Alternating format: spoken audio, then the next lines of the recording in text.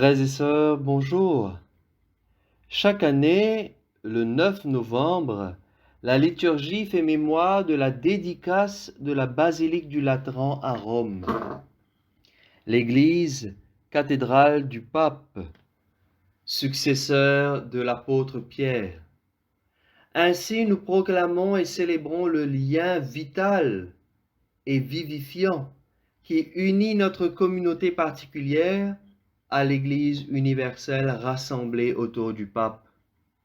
Cette Église, elle est sainte, car elle est animée par l'Esprit Saint qui la sanctifie par les sacrements. Mais elle est aussi formée des pécheurs que nous sommes tous, hommes et femmes, faibles, plus ou moins blessés, toujours en chemin de conversion.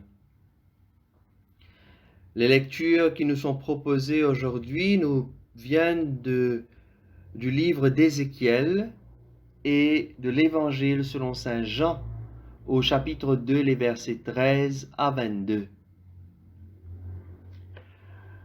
Comme la Pâque juive était proche, Jésus monta à Jérusalem. Dans le temple, il trouva installés les marchands de bœufs, de brebis et de colombes, et les changeurs. Il fit un fouet avec des cordes, et les chassa tous du temple, ainsi que les brebis et les bœufs. Il jeta par terre la monnaie des changeurs, renversa leur comptoir, et dit aux marchands de colombes, « Enlevez cela d'ici, cessez de faire de la maison de mon Père une maison de commerce. » Ses disciples se rappelèrent qu'il est écrit, « L'amour de ta maison fera mon tourment. » Des Juifs l'interpellèrent, « Quel signe peux-tu nous donner pour agir ainsi ?» Jésus leur répondit, « Détruisez ce sanctuaire, et en 3 jours, je le relèverai. »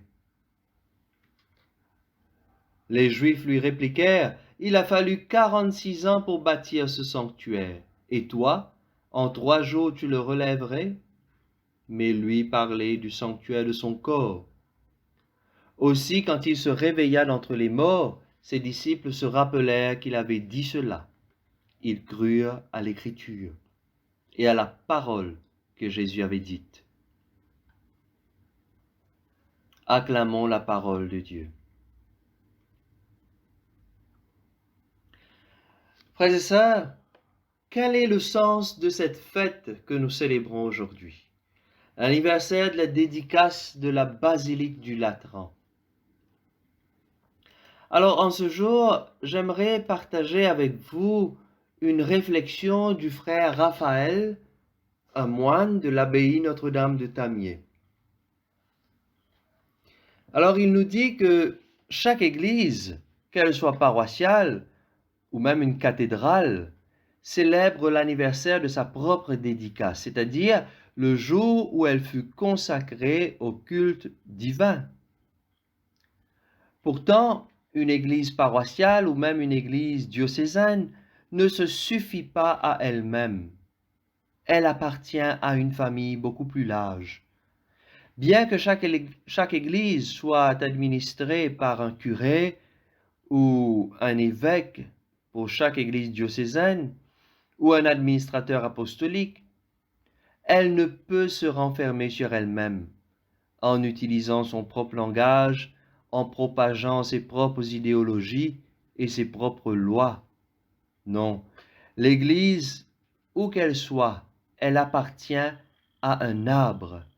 Elle est une branche qui est collée à l'arbre. Et si elle est coupée de l'arbre, elle risque de se dessécher. Et quand une Église se coupe de l'arbre, elle devient une secte. Or, notre Église, elle est catholique, c'est-à-dire universelle. Le mot catholique même veut dire universel. Ce qui signifie que les diverses églises locales, là où nous sommes, dans nos paroisses, les chapelles, avec toute la richesse de leur langue, de leur tradition, de leurs rites particuliers, ne demeurent pleinement des églises que si elles demeurent ouvertes les unes aux autres, dans l'unité d'une seule Église, dont le signe visible est la communion des évêques entre eux autour de l'évêque de Rome, successeur de Pierre, le pape. Nous le disons dans notre credo. Je crois en l'Église, une, sainte, catholique et apostolique. Voilà le sens de la fête que nous célébrons aujourd'hui. Et les lectures proposées en ce jour nous éclairent sur le mystère de l'Église. S'il y a un mot qui revient à chaque fois, c'est bien le mot temple. Dans la première lecture tirée de l'Ancien Testament, le prophète Ézéchiel, qui a été le témoin de la ruine du temple de Jérusalem, a la vision du temple futur, un temple où jaillit l'eau vive et vivifiante, figure du baptême à venir. L'Évangile, lui, nous montre l'accomplissement de cette prophétie dans et par le Christ. Le temple dont il parlait, c'était son corps. Le corps du Christ ressuscité, c'est bien le centre de ce nouveau culte en esprit et en vérité, le lieu de la présence divine, le temple spirituel d'où jaillit l'Esprit Saint, source d'eau vive jaillissant en vie éternelle. Mais alors, on peut se demander, mais comment est-ce que le Christ nous transmet la vie divine de l'Esprit? La première manière de le faire, c'est à travers les sacrements, par la médiation de l'Église. Voilà pourquoi, frères et sœurs, nous aimons nos églises et nous célébrons la fête de leur dédicace. Car c'est dans ces maisons de Dieu que nous recevons le baptême, la confirmation, qui font de nous les enfants et les témoins de la grâce. C'est là que nous recevons, même par désir, même si nous ne sommes pas capables de communier matériellement, mais au moins nous avons le désir de communier au corps et au sang du Christ, cette nourriture nécessaire à la vie spirituelle. C'est là que nous recevons le pardon du Seigneur à travers la confession, qui refait de nous ses amis, toujours infidèles, mais toujours réconciliés. C'est là que beaucoup d'entre nous avons consacré notre amour par le mariage, le sacrement du mariage, ou bien par le sacrement de l'ordre, ou par la profession religieuse. Et c'est là enfin que notre corps recevra la dernière bénédiction lorsqu'il nous faudra partir pour le grand voyage de l'éternité.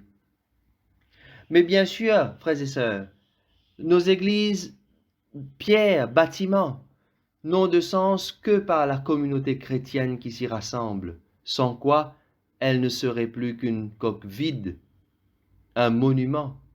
C'est la communauté des croyants qui est le lieu où le Christ habite en vérité.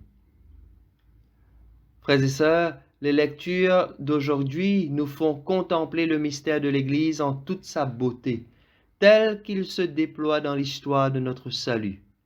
Elles nous conduisent de l'ombre et de la figure, le temple de Jérusalem, à une réalité, au temple véritable qui est le corps du Christ ressuscité, dont nous sommes les membres, puisque nous aussi, grâce à notre baptême, nous sommes devenus le temple de Dieu et que l'Esprit de Dieu habite en nous. Alors, en ce jour où nous fêtons la dédicace de la basilique du Latran, qui est la cathédrale du pape, nous nous souvenons de cette grande unité de l'Église universelle, catholique.